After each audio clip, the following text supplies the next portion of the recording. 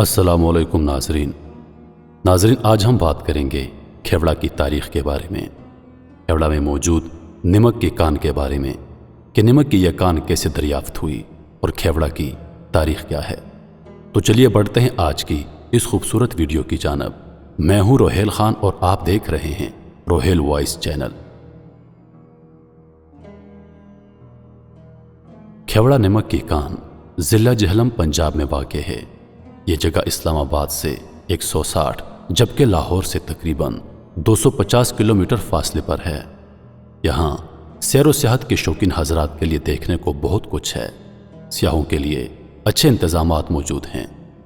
सालाना कई लोग यहाँ की सैर बड़े शौक से करते हैं, जिनमें गैर मुल्की भी शामिल होते हैं। खेवड़ा में मौजूद निमक की यह कान जनूबी एशिया में कदीम तरीन है और दुनिया में दूसरा बड़ा खुर्दनी निमक का ज़ख़ीरा है। इसके मुतालिक कहा जाता है कि जब सिकंदर आज़म 322 कबल अज़ मसीह में इस इलाके में आया तो उसके घोड़े यहाँ के पत्थर चाटते हुए देखे गए। एक फौजी ने पत्थर को चाट कर देखा तो उसे नमकीन पाया। तो इस इलाके में निमक की कान दरियाफ्त हुई। उसके बाद यह कान यहाँ के मकामी राजा ने खरीद ली और क़याम पाकिस्तान तक यह कान मकामी जंजूई राजाओं की मलकियत रही। इसकी मौजूदा और मुख्तसर तारीख़ यह है कि अंग्रेज़ों के दौर से पहले एक बियाबान पहाड़ी इलाका हुआ करता था, जहाँ आबादी नहायत ही कम थी, लेकिन मदनी ज़खायर की वजह से अंग्रेज़ों की तवज्जो का मरकज़ बन गई। खेवड़ा निमक की कान में लोग इर्द गिर्द के कस्बों से पैदल चलकर काम करने आते थे, जो काफ़ी मुश्किल हुआ करता था। चुनांचे इस मुश्किल के हल के लिए 1876 में अंग्रेज़ों ने सियासी और इंतज़ामी बुनियादों और मसलहतों की बिना पर निमक की कानों पर काम करने वाले ख़ानदानों को खेवड़ा में आबाद कर दिया। उससे पहले ये लोग इर्द गिर्द के करीबी इलाकों और मकामी पहाड़ों पर क़याम पजीर थे।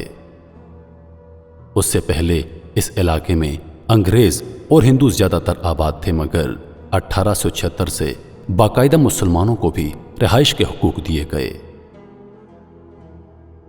उस वक्त के अंग्रेज़ हुक्मरानों की ज़्यादातर कोशिश यही थी कि तमाम मुसलमान कानकुनी के फ़न में मशगूल रहें और तरक्की ना कर सके। चुनांचे 14 मार्च 1876 को बाकायदा खेवड़ा शहर की बुनियाद रखी गई।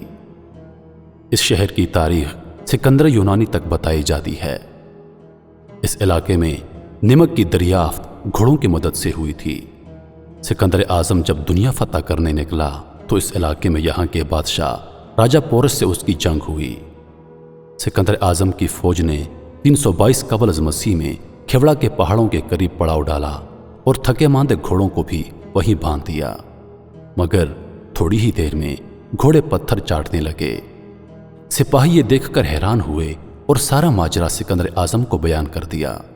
तो मालूम हुआ कि वो पत्थर निमक का पत्थर था, जिसे चाटने के बाद घोड़े ताज़ा दम हो गए।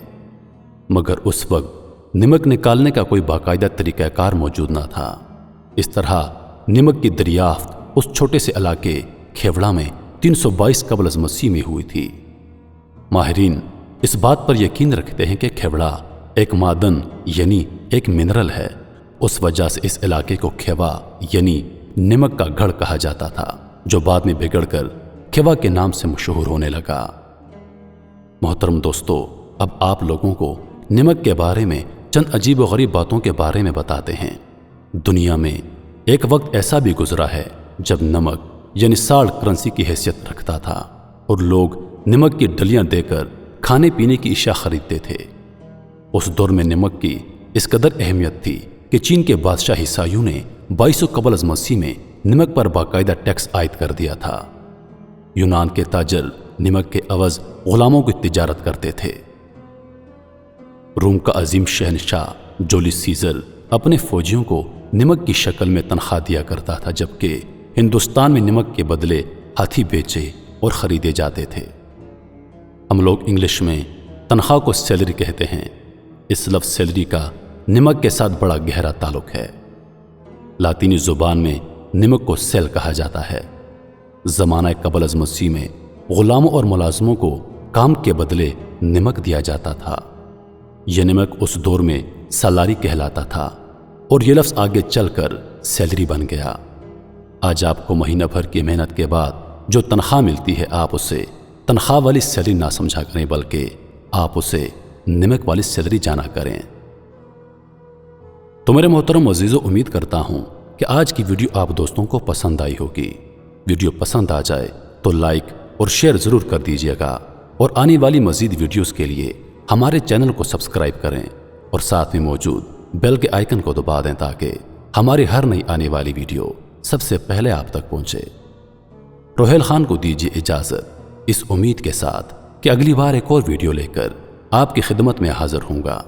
تب تک کے لیے خدا حافظ۔ اللہ پاک آپ سب کا حافظ و نگہبان۔ وعلیکم السلام۔